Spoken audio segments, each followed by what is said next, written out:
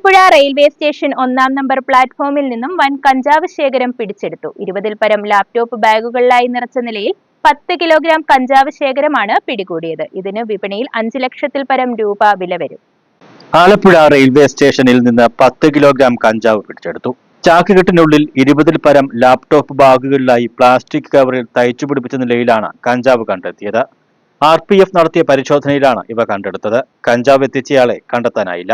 Alappuzha railway station വഴി തിരുവനന്തപുരത്തേക്ക് പോവുകയായിരുന്ന ഷാലിമാർ എക്സ്പ്രസ് പുറപ്പെട്ട ശേഷമാണ് സംശയാസ്പദമായ രീതിയിൽ ചാക്കുകെട്ട് പ്ലാറ്റ്ഫോമിൽ നിന്ന് കണ്ടെടുത്തത്.